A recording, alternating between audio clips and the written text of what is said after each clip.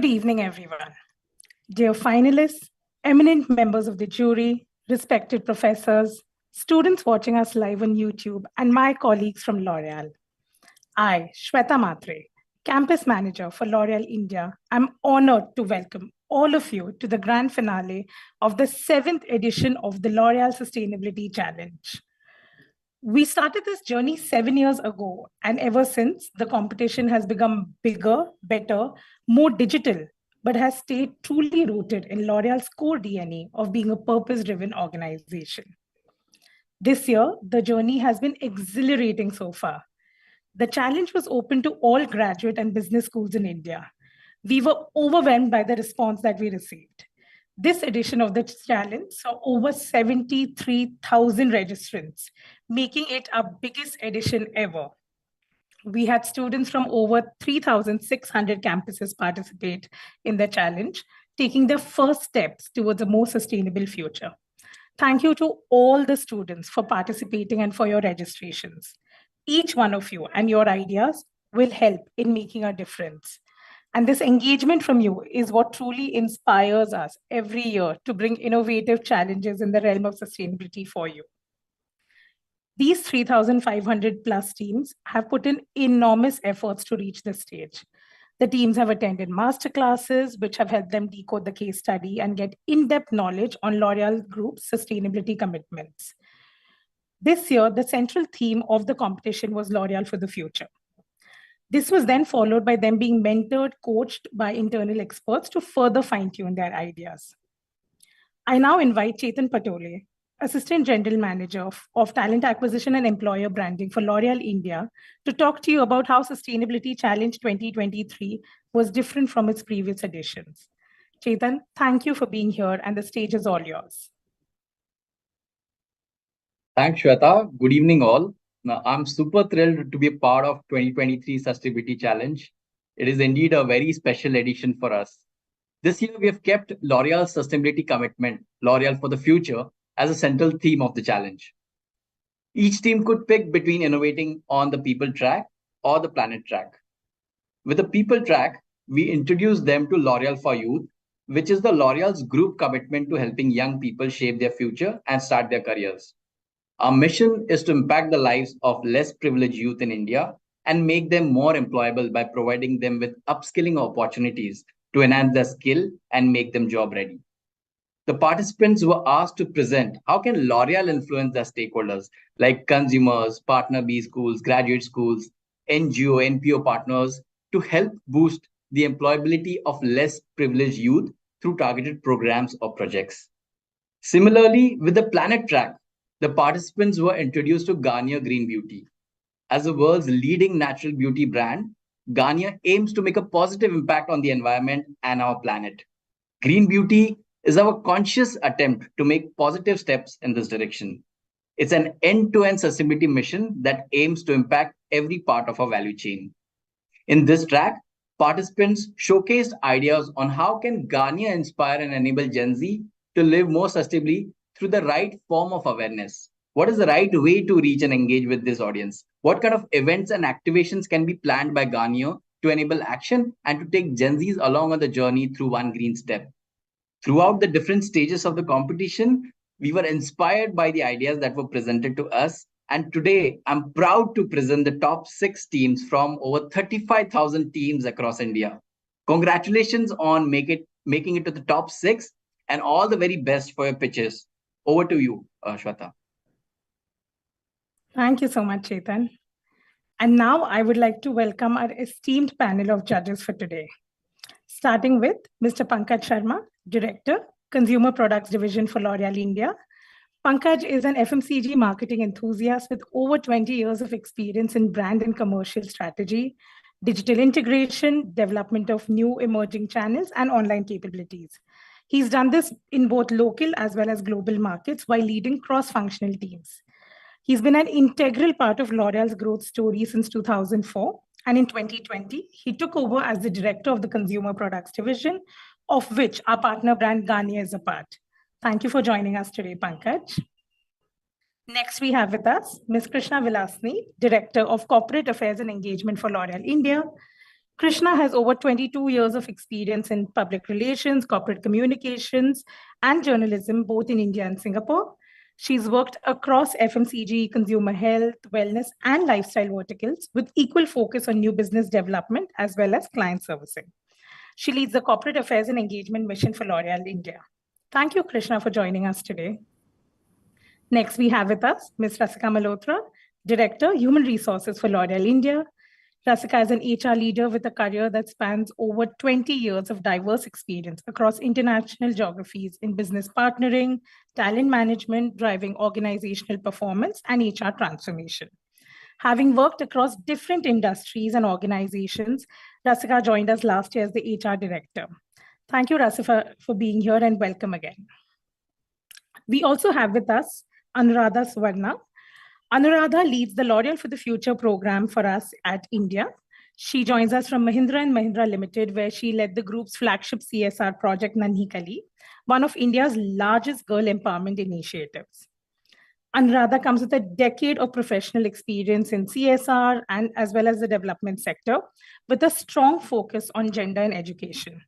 She's also worked with organizations like the Cipla Foundation and the SR Group. Thank you so much, Anuradha, for joining the panel today. Before we begin, I would like to welcome Krishna to speak to us about the L'Oreal Group sustainability commitments. Over to you, Krishna. Thank you, Shweta. Firstly, congratulations to everyone who has made it so far. We are, of course, looking forward to hearing all your ideas. Before I start, I think it's important for me to recognize the role of sustainability in everything that we do, and I think it starts at a very, very young age. And therefore, for the last 7 years, we have been in absolute engagement with people like you to make sure that we prepare India for the future. So well done on that. A little bit about what L'Oreal does in terms of sustainability. You probably are around the time when you're looking at your report cards and your and your results. L'Oreal decided to take a creative look at its report card. So while we are, an MNC, and of course, our financial performance, is very important to us, we decided to look at a different lens, for growth, and we said unless we grow responsibly, we will not be able to see the future really. We were very cognizant of the fact that we are a high consumption based company. We have across the world more than 1.5 billion consumers who use our products. Some of our products need water. Some of our products, we know that we contribute to plastic. So these are the uncomfortable truths that we started with about 10, 12 years ago. While the company was focused on various initiatives, and it was largely in different departments, very siloed. But in 2016 is when we really got focused, and we said we need to do something. We need to really firm up this so-called report card, exactly like how you would look at how do you position your scores.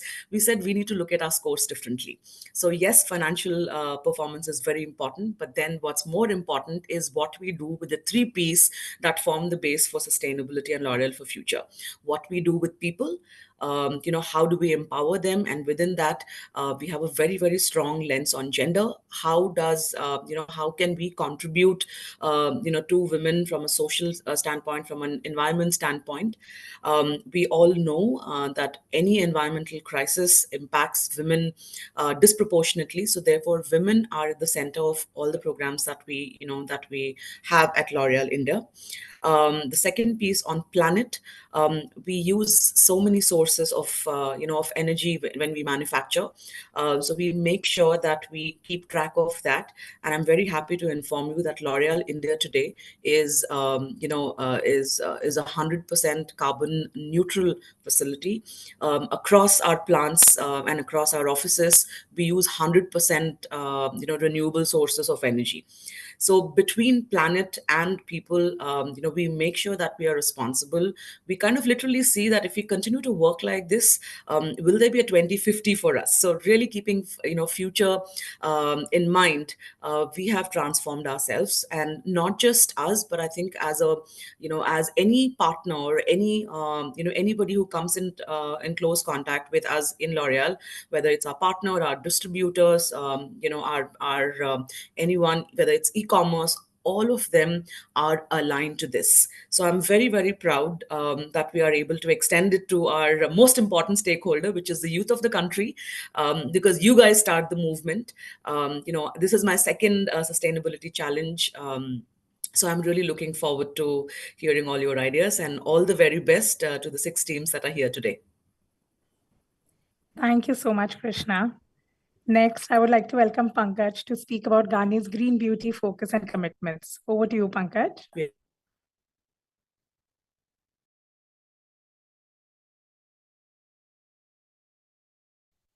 Pankaj, you're on mute, I think.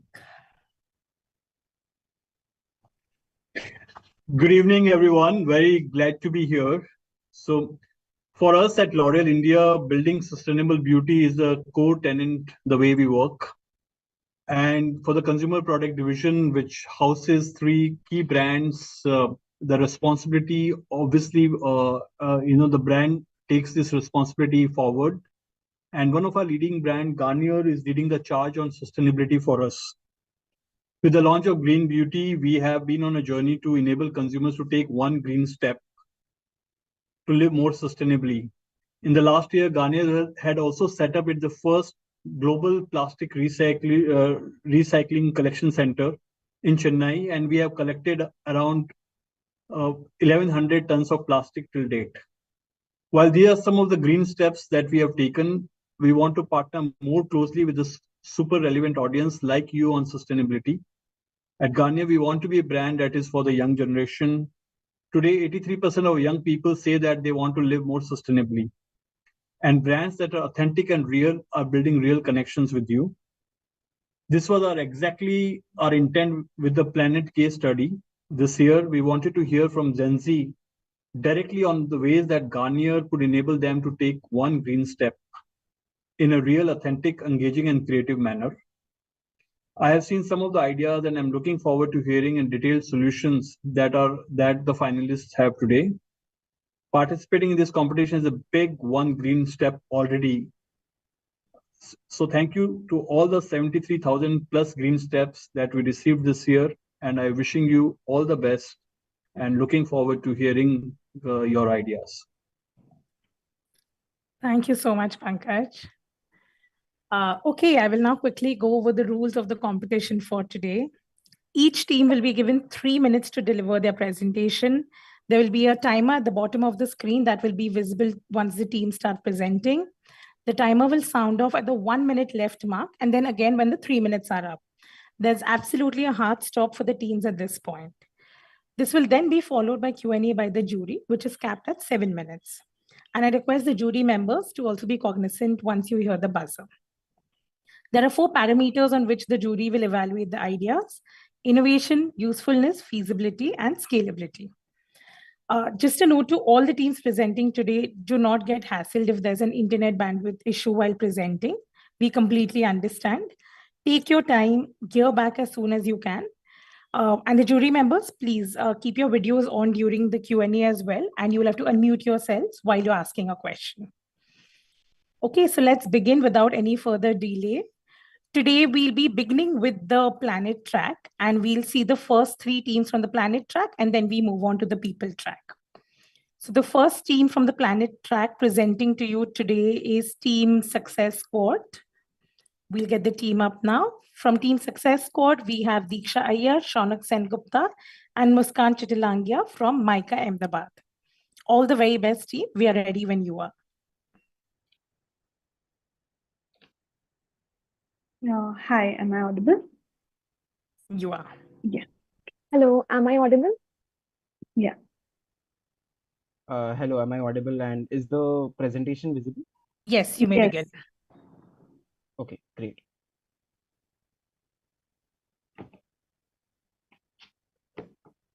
Timer Team, has started. Timer has started, huh? Yeah. Good evening, everyone. We are Team Success Squad, and let's begin the presentation. Wait, Chonak, did you order food from outside? I hope you will be taking care of those plastic containers.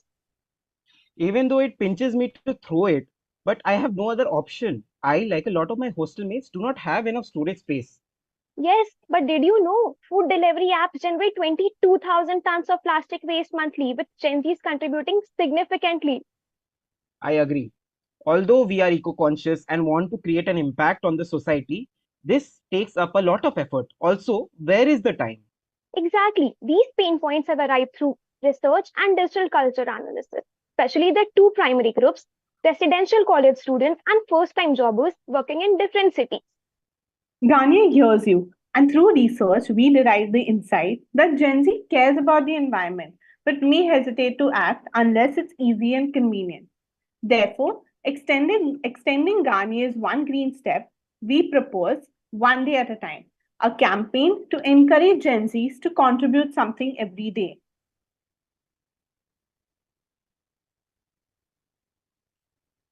Okay, but how do you break through the clutter?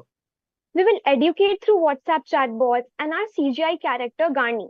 For middle school, we will foster behavioral changes like AR videos, workshops, and competitions. In Engage, community billboards represent the amount of plastics recycled in an area. And the interactive OOH shows a world of plastic at first, but greener worlds once you wipe the screen. Correct. And finally, enabling these time-bound Gen Zs by connecting at existing touchpoints, food delivery, and Q-commerce apps where 40% of them are present. We partner with apps like Zomato and Zepto, offering a Garnier return and recycle bag in the first order. This encourages the customers to store the plastic, and the app will provide an option to return the plastic in the next order. The collection will be recycled by Garnier. And you know what's really cool? Every plastic return adds to an individual one day at a time score linked to a parent website. This page also features a leaderboard, community competitions, and games. Hello.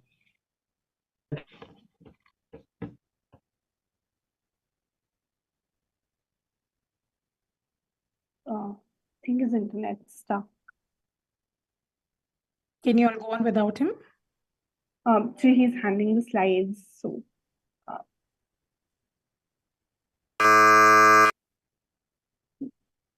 Can we get him back on the screen? yeah, just a sec. I'll just give him a call.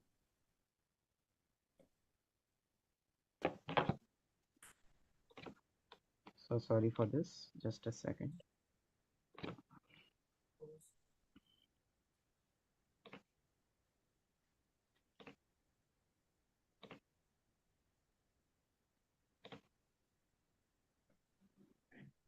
Team, can we go back to where their timer stopped? Shweta, we can just give them 15 minutes, 15 seconds. Yeah, Uh, go ahead.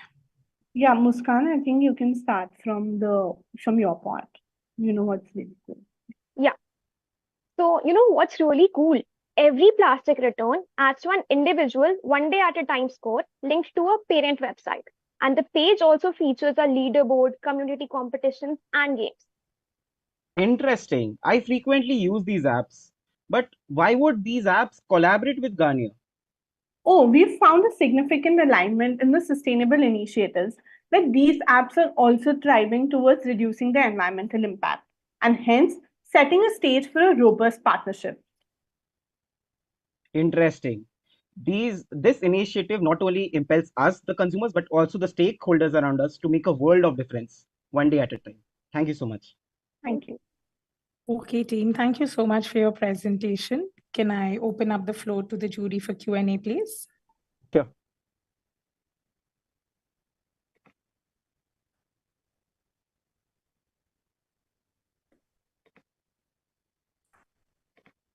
Jury, you have 7 minutes for Q&A. Okay, I can go first. How do you guys plan to work with the existing, mechanism that is there for say, garbage collection or plastic collection? Have you thought about that? Right. So I'll take the question. So existing, though Garnier does has collection centers, through this idea we're trying to aim at the last mile delivery to areas where these collection centers are far from. And like we said, Gen Zs, they want methods which are convenient and to the tip of their hand. So they want to do something that's very easy for them to do. So which is why we tapping the Gen Zs through these apps. Also, And if it, I may, yeah, sorry. Also, if I may talk about the existing supply chain with regards to this, what we are trying to do is a slight innovation on the same, where we are allowing these aggregators such as Zepto, Zomato to collect the waste, going to a next restaurant where they can particularly place these wastes, and then it can be further on collected by a partner like Plastics for Change or a partner like Karo Sambhav, who have a huge presence across the country with regards to collection centers, and then they'll be sent to the recycling center in Chennai. yeah. Okay. Have you thought about who's going to really drive? I mean, the people who are delivering food, they have to sometimes take multiple orders within the hour. Do you think you'll have that kind of support, not from the marketing teams, but the on ground people who really come on these bikes and deliver? Do you think they will really be interested in executing this?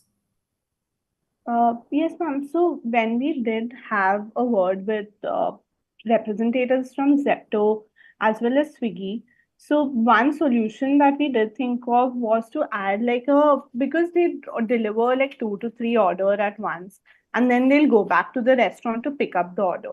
So because plastic won't be that heavy, they can keep it in the existing box, and then they have to anyway eliminate it at the next restaurant.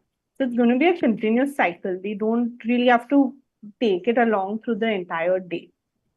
Exactly. And adding to Diksha's point, restaurants and hotels, they have a separate area for plastic waste Hmm. and also a mandate to start segregating.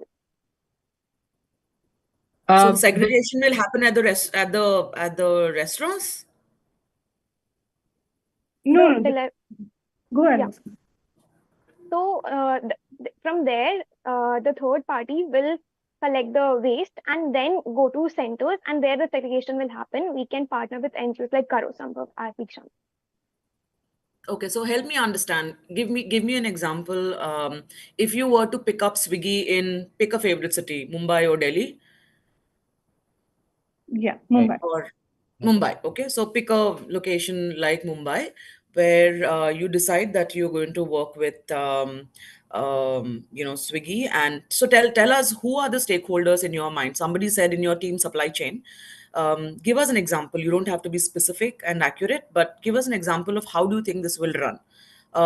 I stay in Parel. I've made an order. How does it work? Who are the people that will be involved with this? Right, ma'am. So there are multiple stakeholders. One would be the customer, such as yourself. One would be the restaurants. One would be the Zomato or Swiggy delivery person. And another, there will be a third party who will be collecting all the waste and segregating the same. So let's assume you've ordered, and let's assume you've taken the option of Garnier return and recycle. So the delivery person will be coming to you, and he will have a bag with it, the return and recycle bag. Once he reaches you, he gives you the bag, and once you are done using the plastic containers, in the next time that you order, you can keep those containers in that particular bag, and the next time when you order from these Zomato, Swiggy, these guys would come in and they would collect just the waste from your end, and the next restaurant that they go to, let's say they've come to Parel and then they have a restaurant to go to nearby in Lower Parel. So they go to Lower Parel, they put that particular waste over there, and then the third party collects it from there, and thereon the cycle continues. I see. Yeah. Okay. And don't um, you think you're just helping fuel the fast consumption trend, you're basically telling people to order more food and never cook at home? No, ma'am, we don't think so. When we went through the particular data, we did see that around 40% of Gen Zs have been using these apps. We are not promoting fast food consumption of any kind, but we do realize that this is a significant touch point which has been unaddressed. And that is what we are trying to do from our end. And also, just to add, the cohorts that we're targeting are residential college students and first-time jobbers who are staying outside the city. So for them, which is why it's important. So, which is why we're targeting them, because they don't really have probably the access to cook or even the time to cook at home. So they're anyway ordering from outside. Got it. Okay. Yeah.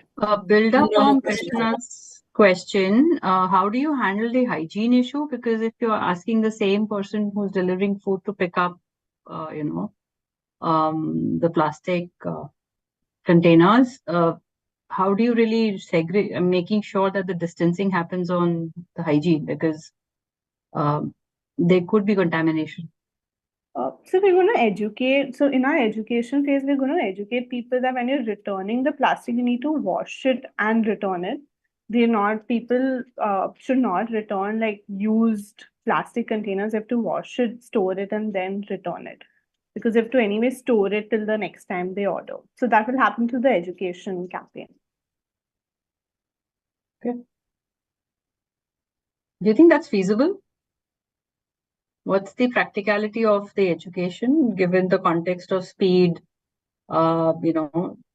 making sure orders are delivered on time, the restaurants are ready, and at the pace that this happens?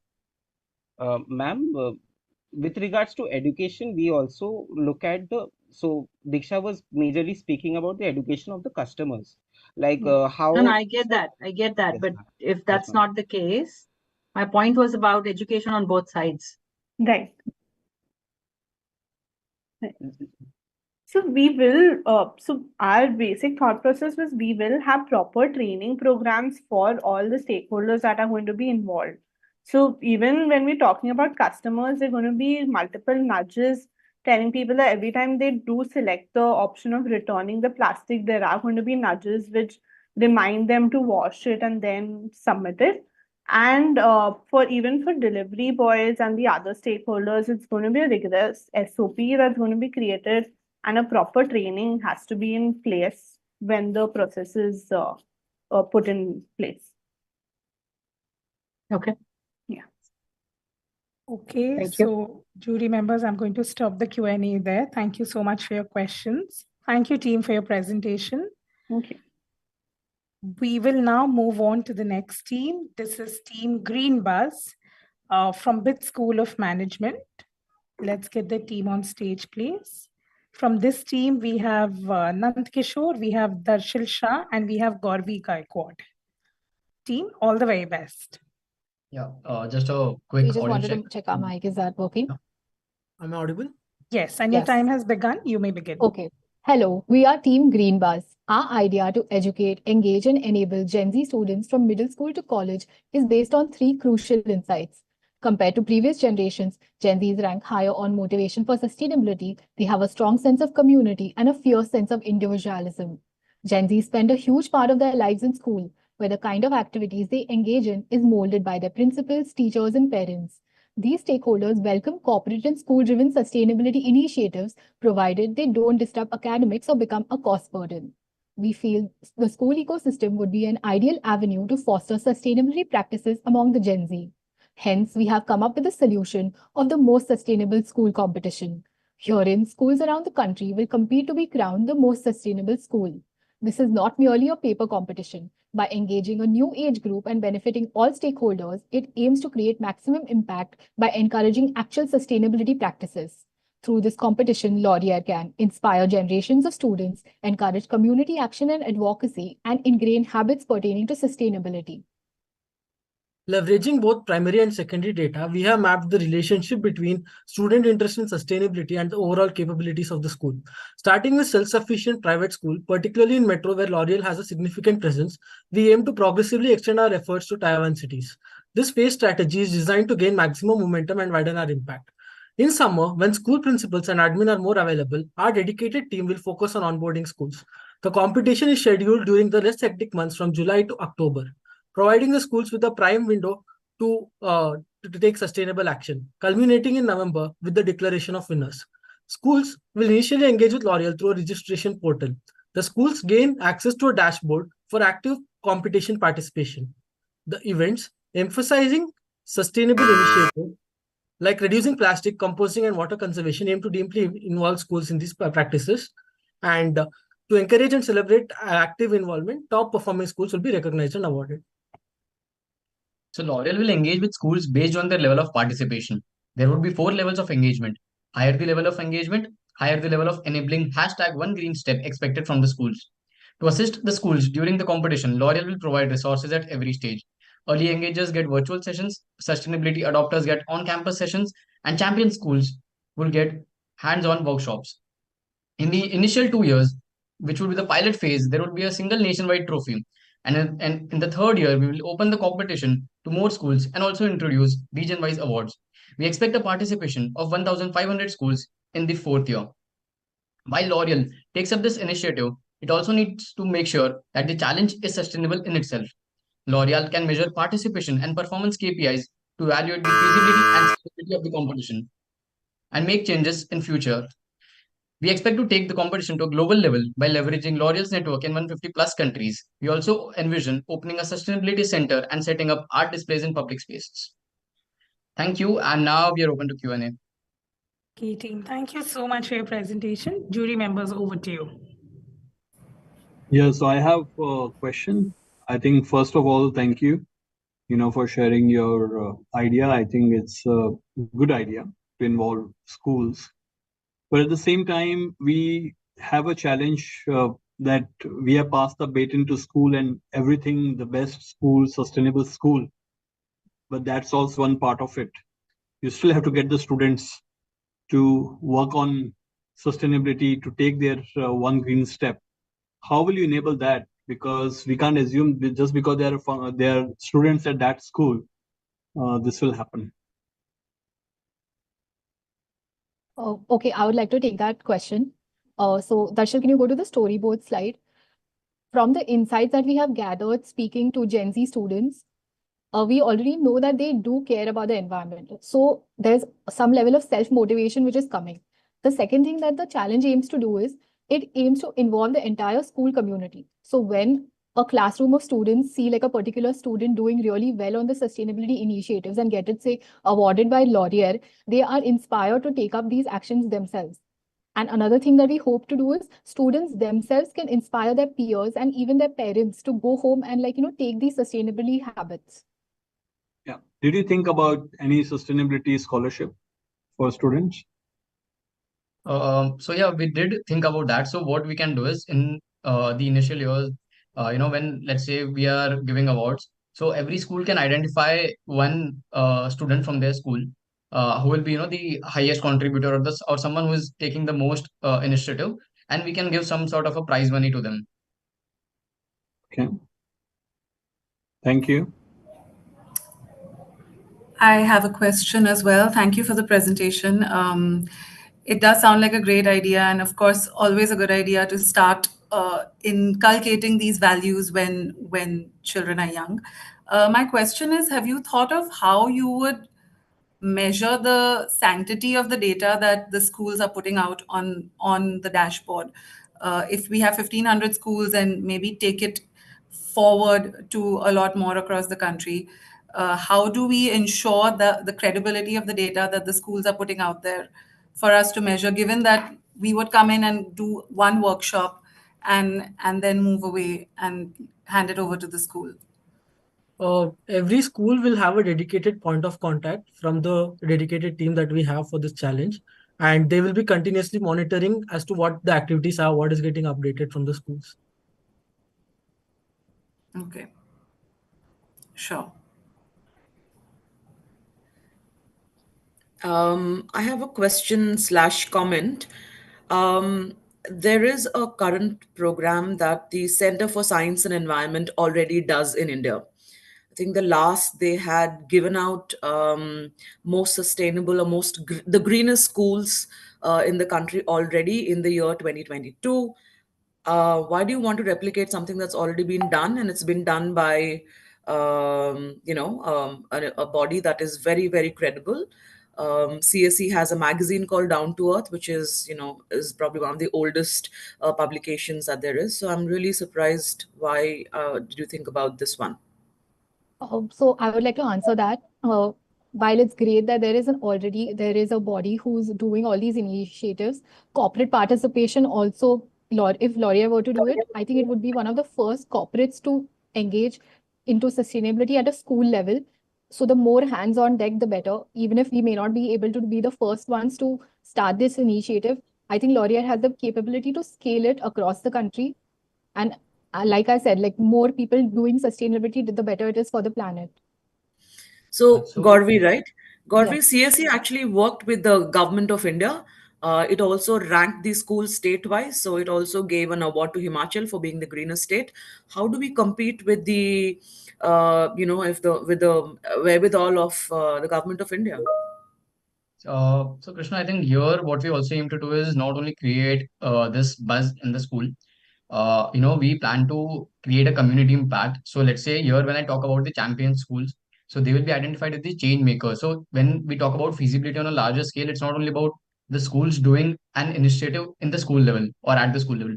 It will be also if the school is actually taking a step to empower the community or to make the community better and also improve the nearby surroundings. So I'm not sure if the this impact part of community is done by the organization that you just mentioned.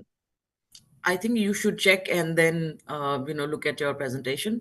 My experience is that when you have the government of India backing up, when you work with a large team like that, your idea to when it's pitted against that, you need to have something more specific. I like the fact that you've positioned L'Oreal as being one of the first corporates. I think that's a good idea, but I think for me a concern would be how do you really do it at a national level. But having said that, I think it's a great idea. So thank you. Okay, any My- other questions from the jury? From my side, only a comment about the influence and the impact about having making it at the school level, and I think the change will be far larger now from a integration to the larger good in terms of the sustainability and other aspects that the measure aspect that Anuradha spoke about, that seems to be well deeper on. But other than that, I think the whole piece about the larger good definitely comes through. Thank you. Thank you. Okay, team, thank you so much for your presentation. We are now ready to call the last team from the planet track. This is team Spates. In this team from SP Jain, we have Shashwat Shahi, Gitanjali Goyal, and Prince Botra. Sorry. Guys, all the very best. We are ready to begin. Hi, can we do a quick audio check, Gitanjali and Shashwat? Yeah. Okay, we'll start. Hi, we are Team Spates. Research shows that Gen Z face loneliness and a need for community, which leads them to spending countless hours online. They wish to be sustainable, but sometimes finances block their way. We did a survey to find out what they think, which shows that they would prefer a metaverse style platform to learn more about sustainability, and thus we applied a lean systems method to craft a viable solution for them. The method allows players to explore various contaminated regions of urban areas. Additionally, it will give Gen Zs a platform to develop their communities. Now, coming to what this virtual gaming platform has to offer. So, first is redeemable coins, new polluted locations every week. Avatars can be personalized, virtual marketplaces, sustainability quizzes help in earning coins, and last one is community building, which I will like to further explain. We are building community through in-person community events, incentivization on attending live events, developing pro-social behavior among Gen Zs, and doing the real impact through providing hands-on experience. Now coming to how we are solving the 3Es through Meta Earth. So first, for engagement, gamification, as Meta Earth is a simulated game. Interactive virtual and live events, personalized accessories for virtual marketplaces for avatars, community with whom they can connect and interact. To educate them, we are providing educative virtual events, sustainability quizzes as can be seen in the image, collaborative projects, and developing pro-social behavior among Gen Zs. Now coming to most important part, enabling. So we are enabling them through community events, virtual marketplace, incentivizing for attending composting drives, education and awareness, digital platforms and creating a global network, and hands-on experience for activities like composting. So how are we focusing on the triple bottom line? People, by connecting Gen Zs with similar interests, profit by building a virtual marketplace, collaborating with brands, and planet by developing a pro-social behavior among Gen Zs. Now coming to the GTM strategy, so the channels we'll be focusing on are digital platforms, social media website and landing pages, ad campaigns, community engagement sessions, and partnerships with brands for marketplace. For marketing, we'll be following the IDA framework, and the key success metrics will be the player engagement retention rate, the average duration of gameplay, the platform metrics, the behavior, in-game actions, frequency of social sharing and interactions, and the performance matrix, which measures game stability, feedback, ratings, and impact. Now, coming to the implementation roadmap. So during the pre-launch phase, we'll be focusing on teaser campaigns, influencer collaborations, and UGC. During the launch phase, we'll be focusing on launching game features, in-game challenges, and rewards through the campaigns. And during the post-launch phase, we'll be focusing on community building, encouraging the users to share their progress, tips, and experiences on their social media handles. Further, we'll keep gathering user insights to make continuous iterations in the game. This is going to be a long journey ahead, but being user-centric, building a sense of community, and consistently innovating over time will ensure that we empower Gen Z into a generation that cares. Thank you so much. Okay, great work on time, guys. Jury members, over to you for Q&A.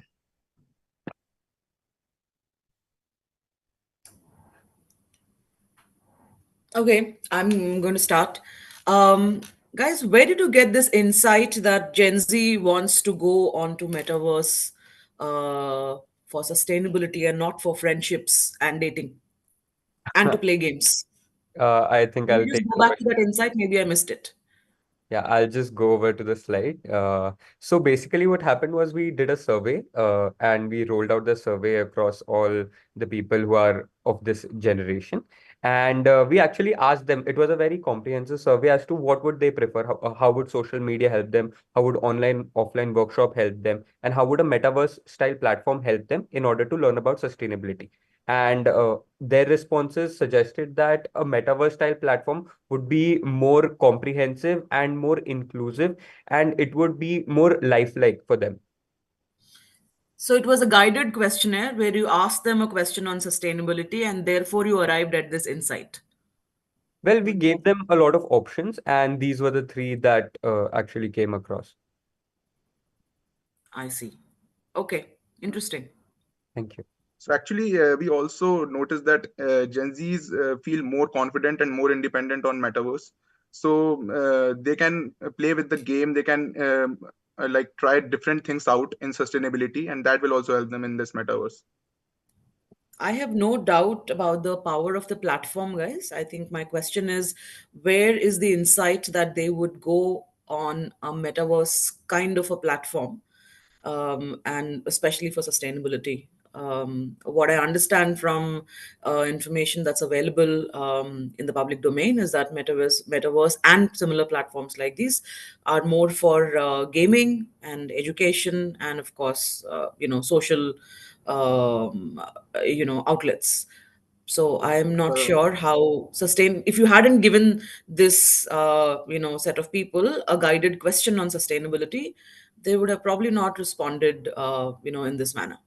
So actually, this is a game which they can play. It's just like the game is formatted for in form of like promoting sustainability. They can go on the platform, they can play the game, they will get the redeemable coins. It's like if they clear a beach in the game, if they do something like if they give a correct answer to a particular quiz, because like we are providing different dustbins. At the same time, they will be learning. If they go close to a dustbin, they will the question will be prompted. If they give the correct answer, they will get the coins. and those coins are redeemable coins, just like different platforms are providing redeemable coins. So it's just like a game actually, which is there. It's a game which is directed towards sustainability, not like a platform only for sustainability. It's a game which they can play. So we also got through our research that Gen Zs go metaverse for gaming. So we plan to create this as in a format of a game. Got it. Also, I would like to add that Gen Zs are social beings. They like interacting socially with people of their age. They like building a community where they can, interact with others. For example, a game like PUBG, where any Gen Z can play it and interact with people of like-minded people, and they can interact with them. Talk to them and converse with them and build a community. So the idea was to develop a pro-social behavior through this platform. And once they come on this platform, once they engage with the community, they can get interested in these kind of things, and it can educate them and engage them at the same time, through community building. Do you think, for my side, I think it's a good idea. Sometimes it's always better to talk to your target audience on the platforms they engage at. But I still feel that a gaming on sustainability, people who are already pro might take it. Otherwise, it would just become another game, and you will not see very high participation, because the community development can also happen on the other games which Gen Zs like. But did you think about this idea that how can we make sustainability an integral? Like we used to have this in-film placement, and I was thinking there's so many good games. How can we impact, the sustainability behavior in those games by it can be well integrated. The protagonist or the game itself, when you collect the point, when you do the right thing for sustainability, rather than creating a whole new game only on sustainability. I can tell you the people who will play this game will not come for sustainability. It will be the magic of the game, rather than sustainability. So did you think that you will have takers for this kind of game? Yes, because other games also provide the same thing: community development, metaverse. Why will someone play a game on sustainability? Okay, if I may take this question. So the main part of our pitch is that we also offer real world impact. So all the members of the metaverse will get a chance to have a real life contribution to the environment by attending composting drives or beach cleanup drives. So that is something that the game also promotes. And there will also be discussions and virtual seminars by experts who will educate them more on how they can contribute. So as your question suggests that they would only come for the game, what I am saying is that there is a lot of valuable information and a lot of valuable insight and a lot of opportunity that they are getting through this game, through which they can make an impact. So I think that is the selling point of our game. So I will like to add to Prince's point. So we are trying to build a community in the nearby places. If a person is playing this game through Mumbai, he can connect with different people who are living in Mumbai, and they can plan outings. They can go on beach cleaning. They can plan different things so that they can form a real community as well and create the real impact going outside. Maybe they can go for composting and they can go for all different things. So in these cases, it's not a social community which is on virtual platform. It will be a real community as well, where they can interact and make new friends here. It will be a place where they can meet new people who are like-minded in the similar domain. Okay. Cool. Thank you. Thank you. Just one query. So, would it be correct to understand that your purpose with this platform is advocacy and creating awareness, right? Is that how you would measure the success of this platform? How many users you've engaged and what you've trained them on, not on the actual on-ground doing, right? So what we have planned for measuring our success rate is pro-social behavior can be divided into three categories. It's actually proactive, reactive, and altruistic. So initially, players will be proactive, reactive, where they will come for engaging with other people, maybe getting coins, maybe getting redeemable coins, and like getting different things. But at the end of the day, what we want to measure is altruism. How they develop that. We want to measure that how many percentage of people shifted from proactive reactive to altruism, where they are doing it on their own. So this thing is what we want, and the actual sense. So that's our ultimate goal, to convert those people from that proactive, reactive to a altruistic personality where they do their things without the game itself. Going forward, they do all those things without this game. So that's our ultimate goal for measuring, and that we can do through ML models or different models of data collection. How many people are doing these things? So that will be our ultimate goal for measuring.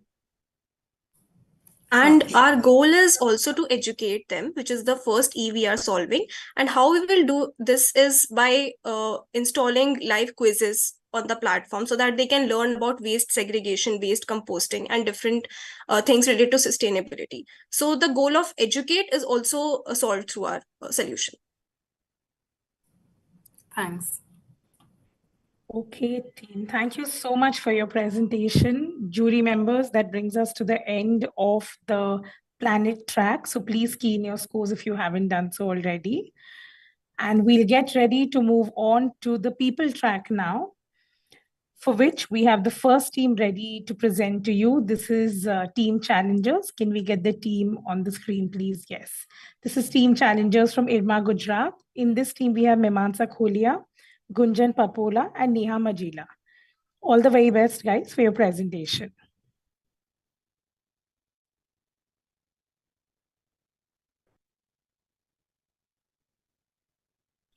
Can we start? Yes, your screen is up. You may begin. As Maya Angelou once said, we should all know that diversity makes for a rich tapestry, and we must understand that all the threads of the tapestry are equal in value. Good evening, everyone. Today, we proudly present to you L'Oreal for Tea Change, a training program designed to empower the transgender community, because we are all worth it.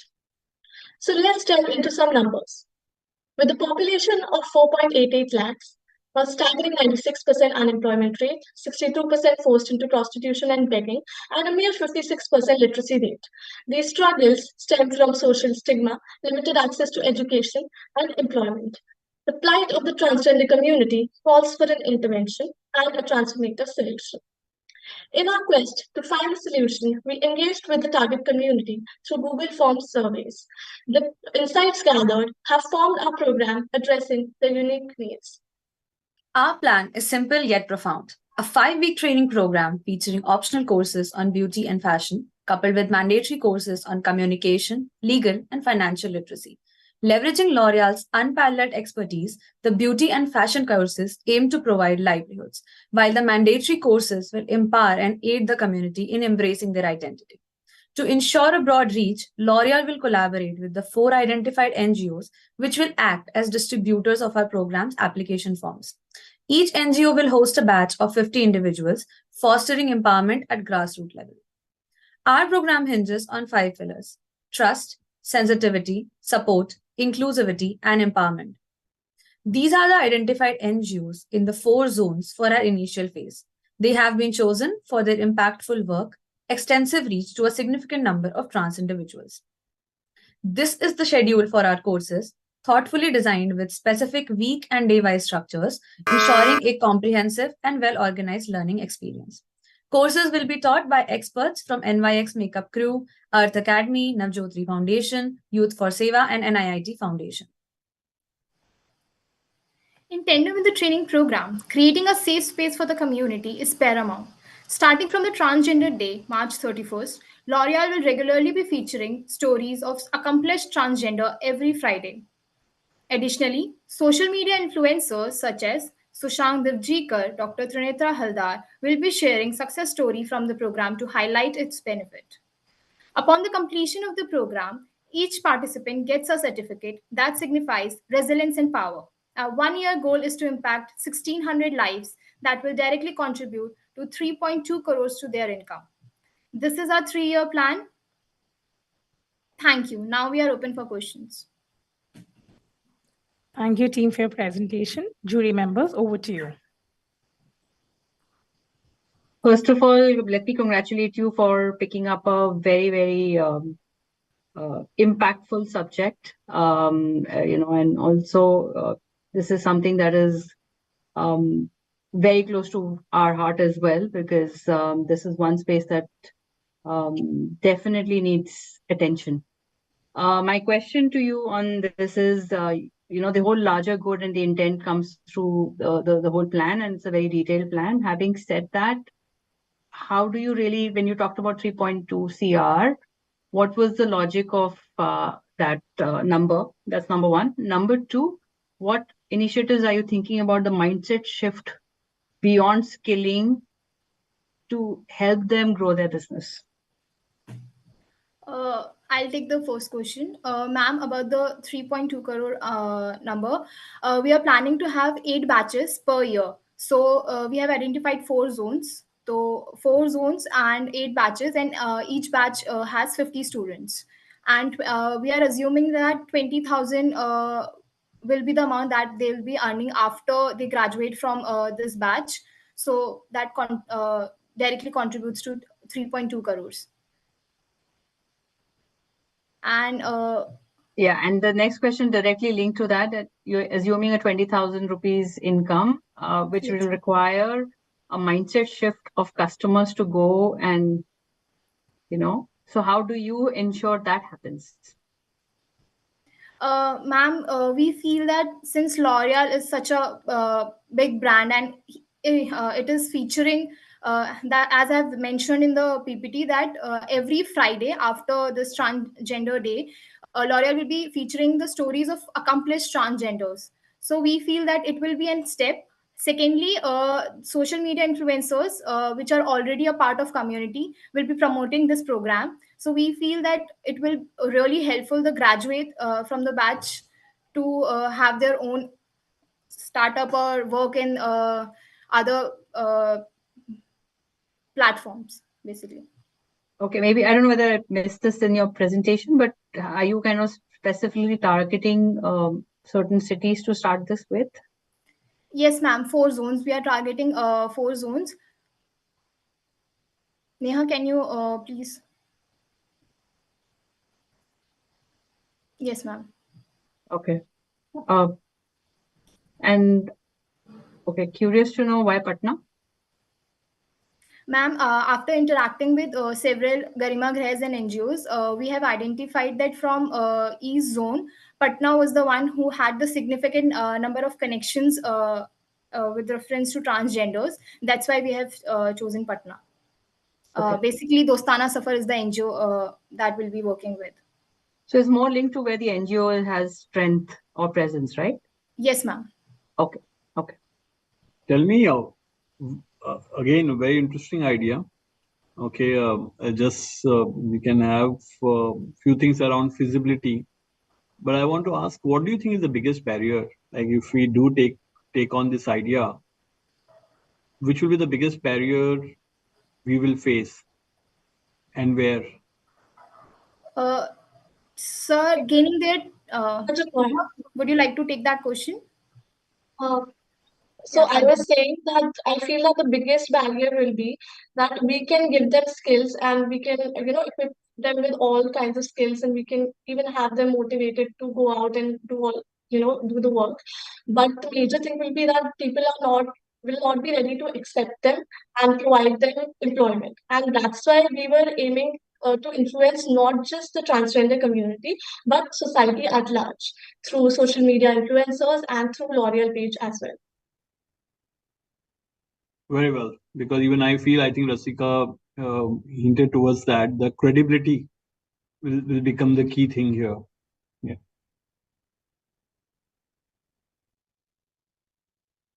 Okay, any other questions from the jury?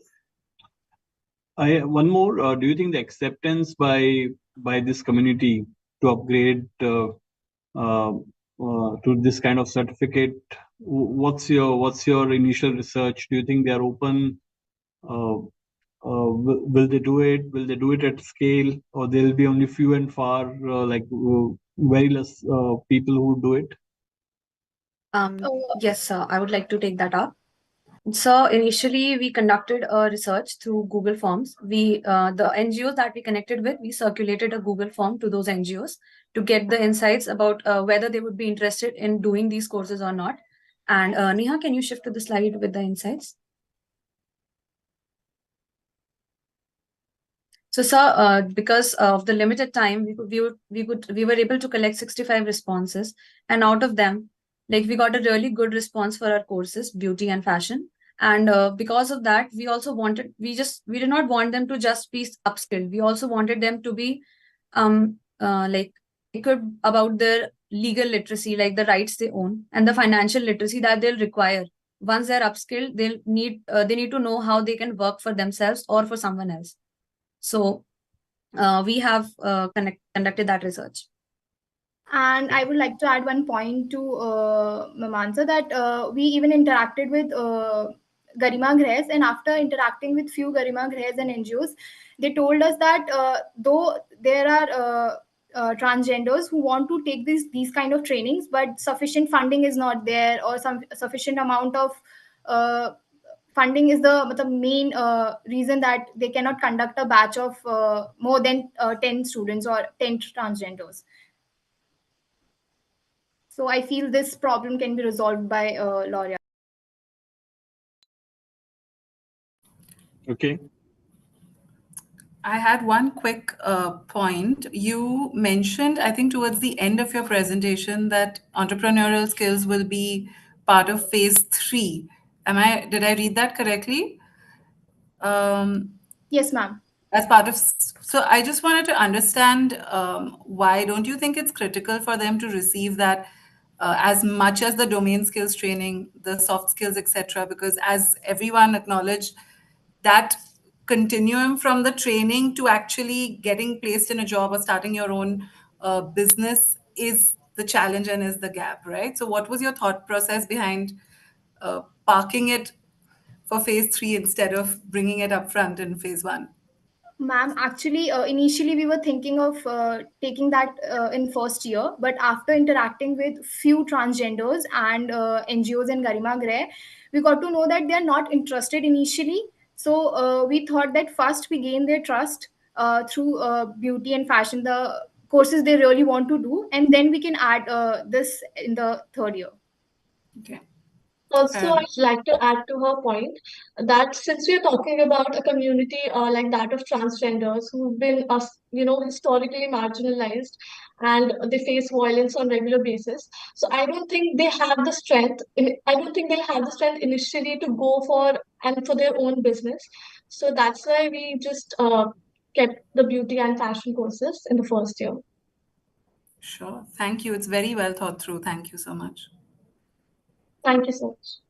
Thank you, Thank you, team, so much for your presentation. We are ready to move to the second team in the people track. This is team HR Culies. And in this team, we have students from XLRI Jamshedpur, we have Mehak Narang, we have Utkarsh Bhalika, and Mansi Kabra. All the best, team. Over to you. Thank you. Just doing a mic check. Am I audible? Yes, you are. Am I audible? Yes, you are. And you all may begin. Hello, jury. During our visit to a nearby locality, we met Geeta, a 17-year-old who wanted to earn well to secure her future and uplift her status in the community, but needed more training, marketable skills, and role models. Just like others around her, a massive chunk of the Indian youth might gain employment but strive for a job of their choice. To provide them with a shot at not just a job, but their dream career, while also contributing towards L'Oreal's sustainability commitment of helping 100,000 people gain employment by 2030, we propose the establishment of L'Oreal Excellence Academy. Our vision is to provide Indian youth with a particular focus on women, persons with disabilities, and the LGBTQI+ marginalized communities who belong to the lower economic strata with the necessary vocational and soft skills training. We intend to initiate this endeavor with a pilot program focused on the retail sales role. Our comprehensive 8-step implementation plan, which includes classroom instructions with on-the-job training, innovative counseling methodologies, and third-party certification, will offer hands-on experience to a batch of about 25 students per month. This program will be facilitated through implementation partners who will assist with sourcing and mobilizing candidates, creating content, and training. Additionally, we will collaborate with government partners to secure the necessary infrastructural support. The placement partners will provide the academic graduates with relevant job opportunities. Using the following promotion strategies, we will combine personalized reach and community impact to reach our target audience. We have attached a sample training schedule in the appendix. Training evaluation guided by the Kirkpatrick's model precedes progression beyond the pilot stage. The training cost per candidate is approximately 15,000 with detailed cost breakdowns as mentioned. Upon a successful pilot, we envision an expansive reach encompassing diverse roles, demographics, and geographies. The course expansion includes beautician training, offering students with avenues like working at a salon, collaborating with vendors like Urban Company as gig workers, or opening their own salon. The pilot success will also help us tap into the student entrepreneurial spirit, enabling a snowball effect championing employability. Along with short term wins, our ambitious goal is to significantly elevate employability, enabling not just a job but a career, uplift the economic status of the communities involved, and concurrently enhance the value of the L'Oreal brand while contributing to both Indian and global development goals. Thank you. We are now open for questions. Over to the jury members.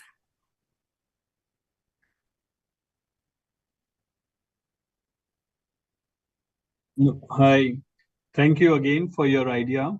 I really want to once again check on the feasibility of this idea. Do you think you're sharp enough, or because or is it a concept, and when it comes to execution, it would be very difficult selection and going after the underprivileged or disadvantaged communities. But is it that easy to identify, train, and retain? Thank you for your question. Fortunately, we will onboard the implementation partners. And when I did during our primary research, when we talked to a few implementation partner, somebody from LaborNet, Sambhav, we got to know that this part is has been being handled by them throughout for different programs across the decade. And due to their strong presence, it would make easier to tap into these unreachable demographics now. Also, just adding on to that, I think one of the major problems that we think that we would face is that when we are targeting women who need training, one of the major problems could be the kind of background that they come from. For example, the parents might not want their daughter traveling away from their house to gain training. In that case, we've also thought of innovative counseling methodologies where the counseling is also for the student to understand and gauge their competence, their interest in the career, as well as a counseling for the parents to help them understand how the training would help the student break out from the standard of living and gain a better standard of living. At the same time, we also think that we'll assure them with security for their daughters, for the girl child, and that can help us reach out to these audiences. My question is on the definition of physical challenges. Now, there are various classifications a lot of organizations have. So how do you really have a consistency of approach, and also how do you educate organizations to be able to really bring them back into the employable aspect? Because every organization has its own benchmarks about what they can do and what they can't, and mostly due to infrastructural issues. So how do you really help organizations classify? That's one. Secondly, how do you really segregate the people with disabilities education itself?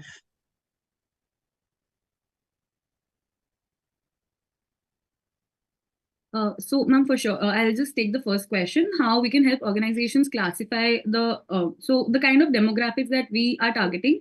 We've had a breakdown here, as well as when we are looking for mobilization of the candidates, we are also targeting assessments which are basic, like very basic math skills, very basic communication skills, upon which we can build. So since we're targeting 10 plus 2 people who already done 10 plus 2 education, we think that that can help the organizations classify the kind of audience that we want to target. And how will we segregate the audiences for, say, for example, PWD training. That's something that we're targeting for our scaling up plan, not for the pilot, because we understand that we will require different trainers and a different kind of infrastructural setup. So once we've already got a foot in the game by targeting lower income women from different tier 2, tier 3 cities, I think after that, once we've established the name of L'Oreal Excellence Academy, we will be able to bring on more trainers who will be adept in these challenges, and then we can take it forward. And building on to the second answer, foundations like Sarthak Foundation are known for PWD training. So we can have them on board during our scaling up plan. Unfortunately, we did not include that in our PPT, but that is something we can look forward to. Also, if I could just add one last point, even during our scaling up plan, we've mentioned how the selection of the candidates will also be done based on the feedback that we received. In the sense that once the first batch is done, we'll also do a study at our end about the geographies and the kind of demographics that is there, which will help us then plan how the subsequent batches should be. Additionally, even though we haven't mentioned this in the slide, but through a constant feedback of once candidates are deployed to their location and getting feedback from our placement partners, we'll have a better understanding of the gaps that existed in the current training module or training process, and then we can accordingly cover them up based on subsequent batches. Okay, thank you. Thank you guys. I think definitely a collaborative model is one that scales, but with so many stakeholders that you've mentioned, you've got NGO partners, you've got the government, etc. What's your plan for monitoring the project? How have you thought of how you would ensure that everyone is aligned to the same vision and everyone sort of meeting their KPIs? So for that, we will have to schedule some regular meetings with the concerned stakeholders. There would be a dedicated team which would be working for the entire program. I know for a large amount of man hours would be increasing as with the scale up plan. And once we have that huge network of stakeholders, till then we will be, it would make a lot of sense to have a dedicated team for the program. Yeah. So No, I think our comment is you can't make United Nations of NGOs and partners to make one project happen. It's going to be very tough, to get all the partners in sync to make things happen. So that's one of the feedback that when you're thinking about a project, you also have to think from the simplicity, how many coordination points, how many organizations which are committed.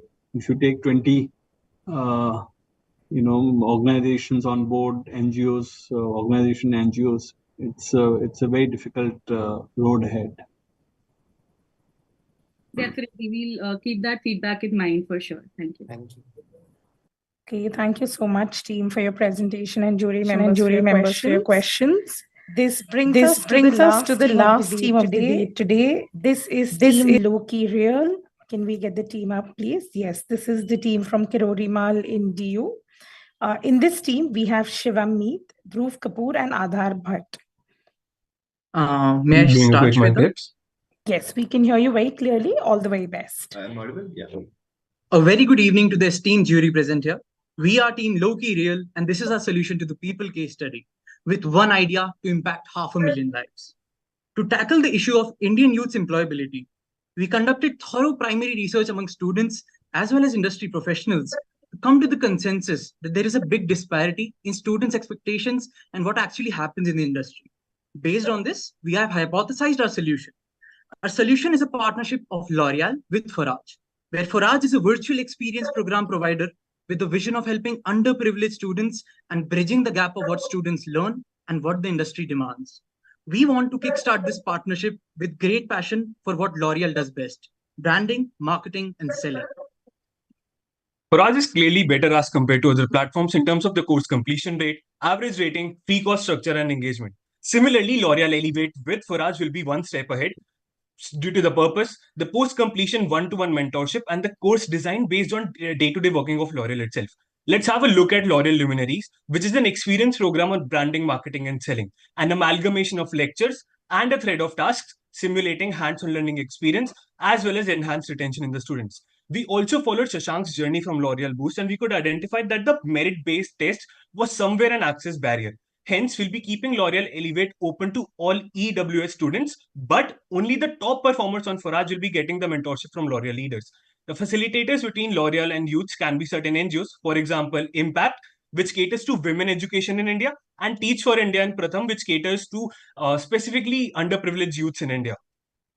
Now, Lawyer's partnership with Forage is surprisingly easy to make a reality. As shown in this slide, you just have to follow these simple steps on their website to make it happen. The implementation and outreach of the program will include a phased-out approach, wherein the first 3 months will be used to develop the program itself. We will then officially launch L'Oreal Elevate, while keeping in mind to have a feedback mechanism using Elevate APIs.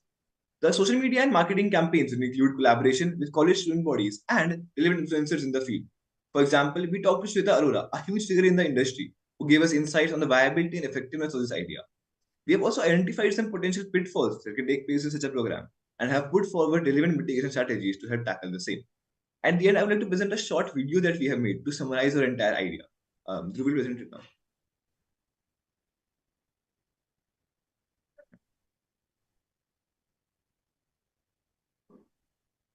I think there's an audio issue.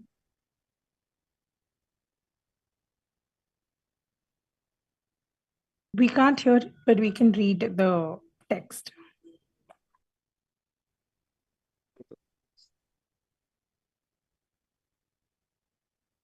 I'm sorry, was there an audio issue?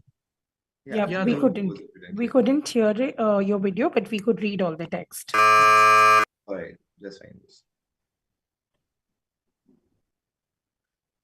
All right, if I'm allowed to reshare my screen, I can actually show the video again. I think No, we've I read think the we are- text. we are Please go good. ahead. You have 5 seconds more if you need it. Sure. So this brings to an end to our summary, and here is the appendix of guesstimates and the financial projections. Thank you so much, jury. Okay, over to the jury members for Q&A. No, I have one very two question. Well, the first one is, what is it for L'Oreal in this? How will L'Oreal benefit? Okay, so should I take this up? Yeah. Yeah, please. Yeah, so what L'Oreal Elevate will essentially do is that it will build upon a previous program that L'Oreal runs, which is L'Oreal Boost, right? We identified that there are many barriers in L'Oreal Boost, and what L'Oreal Elevate can provide is we will offer increased access that will ultimately cause higher impact to the Indian youth, because there will be no filter of a merit-based test, while we'll also make sure that the top performers in our course program with Faraj will get mentored by industry professionals at L'Oreal. Our purpose here is increasing the employability of Indian youth, right? So yeah. So that will ultimately benefit the L'Oreal for Youth program and will help it propel further through L'Oreal Elevate. Dhruv, do you have anything to add to that? Yeah, it's just upon the how we identified the skill gap and how we identified that certain youths are not able to get the career path, or youths are not able to understand what to do in the future. While Boost was one thing that helped them cater to this solution, L'Oreal Elevate will be something of a propellant to Boost itself.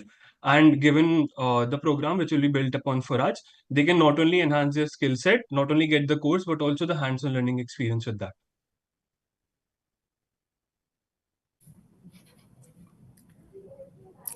Thank you. I have one question. When you spoke of NGOs that you would work with, Pratham, etc., a lot of their work is done in rural parts of the country.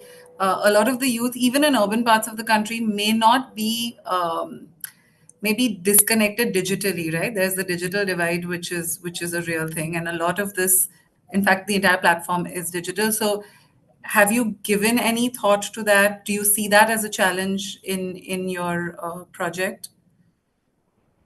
Ma'am, so the target audience for this case study, which was the people case, was essentially graduates who are about to graduate from school or about to graduate from college.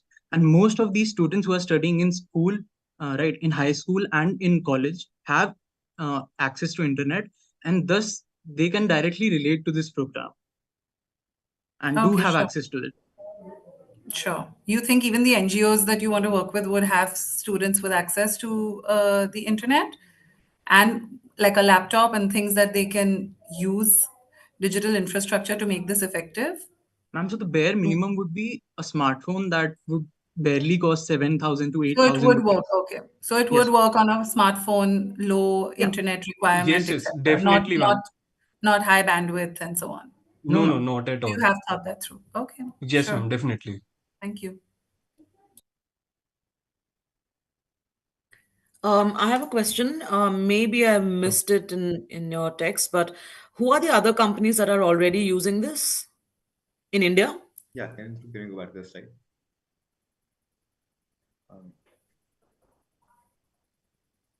I think it's like the first slide. Yeah, Yeah, Dhruv, just so take this up. yeah, all right. So, ma'am, the other companies which are present on Forage includes mostly consulting organizations such as BCG, Accenture, and PwC. And since you are suggesting L'Oreal to build an experience program upon what they do best, similarly, BCG and Accenture have an experience program upon what they do best, which is either strategy consulting or management consulting for that matter. So one second. BCG and which are the other two companies you said? BCG, Accenture, PwC. Okay, so all three of them are consulting firms, Yeah. Ma'am, so right? what And they essentially? Yeah. so allow me to complete. So you Ji. have three consulting firms which use an app like this. They already have access to world-class MBAs and people who come from top universities. Why would they? So my question overall is why would companies want to use it? I understand the power of the platform from a student Ji. perspective, but I'm not too sure why companies would want to use it. Yeah, Dhruv, I'll take this up. Please.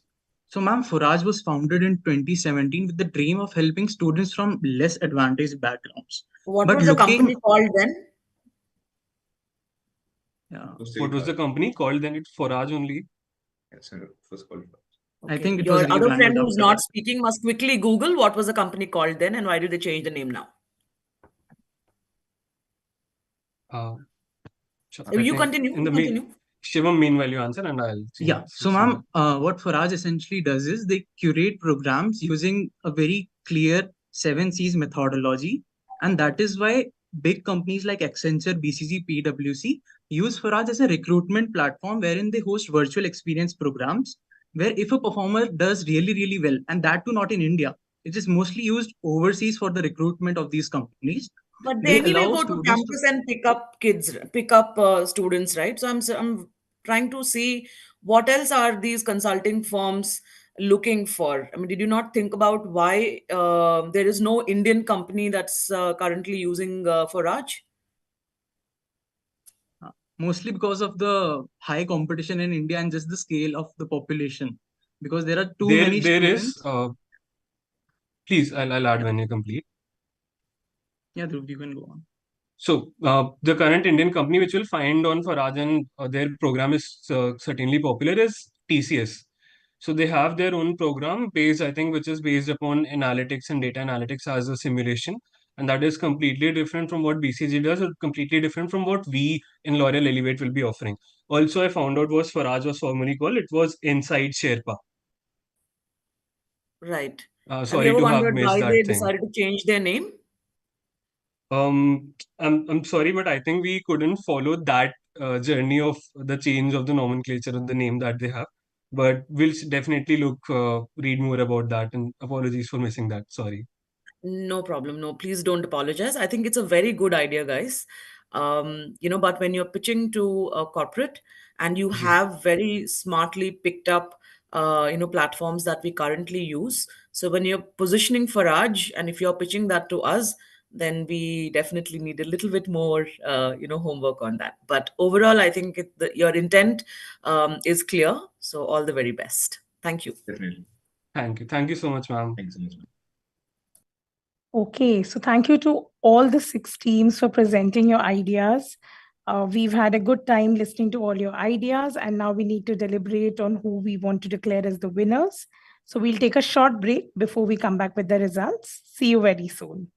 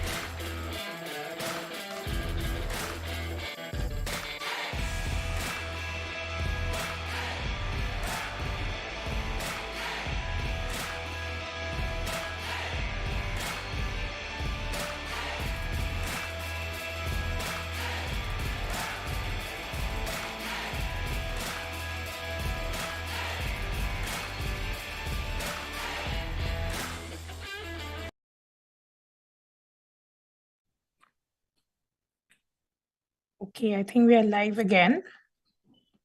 Yes. Okay, so our jury is almost ready with the results. And before we begin the award ceremony, I'm going to request Anuradha to share her experience of assessing the top 6 teams today. Thank you, Shweta, and thank you to the incredible teams who presented their ideas to us today. I think I speak on behalf of all my fellow jury members when I say that our interactions with you this evening have left us feeling both hopeful and energized. It's been so wonderful to meet this group of talented, purpose-driven, and innovative youth, and it has been very difficult for us to pick the winners this evening. Now, we're all a part of this event today because we understand the pivotal role that sustainability plays in shaping the future of the planet, of people, and of businesses. At L'Oreal, sustainability is at the heart of all that we do, and it's critical to our business strategy. Our global sustainability program, L'Oreal for the Future, defines ambitious sustainability and corporate responsibility targets we have set ourselves. This includes measurable science-based targets ranging from fighting climate change, building a circular economy and biodiversity, to promoting social inclusion of vulnerable communities. Now, while we are constantly striving to transform ourselves and achieve the highest standards in sustainability as an organization, we also work towards empowering our business ecosystems and more broadly contributing to solving the social and environmental challenges of the world. On behalf of all of us, we would like to thank you for participating in the Sustainability Challenge. You are the future employees, employers, customers, and citizens of the world. And it's truly heartening for all of us at L'Oreal to see just how committed you already are to creating a more sustainable future. So a big thank you to all of you. Thank you so much, Anuradha. Next, may I please welcome Rasika to share her experience with the Sustainability Challenge this year. Thanks, Shweta, and thank you to all jury members, participants, students across graduation schools and B schools in the country, and all our viewers of this live stream. It was really energizing to hear and obviously a confidence-building exercise about the focus on sustainability and how our youth is really thinking about making an impact and change. In that line, L'Oreal Sustainability Challenge is a unique proposition as it puts students in the shoes of marketers and business leaders. And like Anuradha rightly said, you are future employees, employers, customers, change agents. And that helps us innovate along the lines of a tenet that is a business imperative for us. Our ambition to develop this unique challenge was to drive awareness with youth like yourselves for the environment and our planet's boundaries. This year was a staggering 73,000 plus registrations, and that only confirms the belief that the youth of the country not only want to make a difference, but given the right impetus, are inspired to solve these challenges that impact us and leave a better planet for the future. When this competition was launched, just from a context standpoint, 7 years ago, we had started with 1,700 registrations. So look how far we've come. And today was a culmination of innovative ideas that can really help us take concrete steps in the direction of strengthening Garnier's Green Beauty and L'Oreal for Youth ambition to make direct impact on people, their lives, influence, and how the future looks for the youth as well as our planet. It's been an honor to be on this jury and meet some of the brightest minds in the schools across the country. And irrespective of who takes the winner title today, do know you have in your own way have made a big difference to what our future and the next generation's future is going to look like. Big thanks to Pankaj, Krishna and Anuradha for taking the time out to be a part of the national panel today.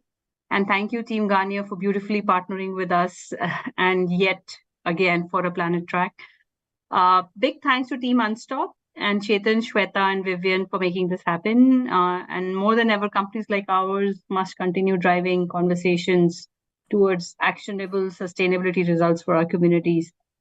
And this sustainability challenge is a progressive action towards that direction. The time to act is now. Together, let's create the beauty that moves the world. Thanks very much. Thank you so much for that, Rasika. And I think the teams are eagerly waiting for the results at this point. So now is the moment that we've all been waiting for, guys. The results are in. As I announce the team name, I would request the team to switch on their camera for the picture along with the jury members once the announcement has happened. Okay, so we'll begin with the planet track when it comes to announcements. So I will now invite Pankaj to announce the winners for the planet track. Hello. Hi. So as I think Anuradha had put it, that it was quite a difficult decision. When you think about it, 73,000 people applied, 900 application, the projects were submitted, and you are the top three. So you already won. According to us, you already won. And but still, when we have to select the winner, so we had set out some parameters. Looking at innovation, looking at feasibility, looking at usefulness, looking at scalability. On these four parameters is where we mapped all the three top projects in for the planet track. Again, the ideas were wonderful, very different perspective, very, very good ideas, very detailed. And I understand in such a short time, putting all your hard work in those many minutes is always going to be very difficult. But again, thank you to each one of you for putting that effort and making these impactful presentation. So the winner, okay, so the winner, the idea which we liked is Green Buzz from BITS School of Management, Mumbai. Okay. So congratulations, Nand Kishore, Darshal, and Gauravi for your contribution. And I think you're the clear winner because I think the idea was very innovative. The idea has legs, it can travel, and a strong community can be formed around the school. So congratulations. Congratulations, team. Thank you so much. Thank you so much. Thanks a lot. Great. Thank you so much for that. We will now move to our next set of winners and announce the winners for the people track. For this, may I invite Anuradha to announce the results, please? Yes, the people track also was a very close call. We all agreed that each of the projects were unique and excellent in their own right. But the winner is the challengers team from the Institute of Rural Management, Anand. Congratulations, guys. We all unanimously did agree that it was a fantastic idea and very well presented. Thank you, ma'am. Thank you so much. Thank you so much. Congratulations, guys. Thank you. Great. Congratulations to both the teams that have emerged as winners today. But as we've said, everyone that's made it here is already a winner. So thank you so much for your enthusiastic participation. And I will now hand over the virtual mic to Chetan to give the thanks. Thanks, Shweta, and congratulations to all the winners, and thank you to all the teams that have participated. It was an honor and pleasure to see your ideas and submission. All the 73,000 students who have participated, you motivate us to come back with a more innovative challenge each year. Your ideas truly make us believe how you can create the beauty that moves the world. I would like to take this opportunity to thank the panelists for being such a generous jury. I am also sure each one of the viewers have been inspired by you and your words. I would also want to thank the Unstopped team for being our partners in this competition. A big thanks to Team Garnier, Anshuman Vanchu, Vivian Gonzalez, G. Chetty, my TA team member Tushar Verma for your partnership throughout the competition. A special thanks to Shweta Matre for seamlessly managing the entire sustainability competition end to end. Thank you everyone for taking your time out today and for being such a wonderful audience. I sincerely hope you enjoyed the event as much as we did. Congratulations once again to all the teams and see you soon in campus. Thank you, sir. Thank you so much. Thank you so much, Chetan. Thank you. Thank you, sir. Thank you, sir. Thank you, sir.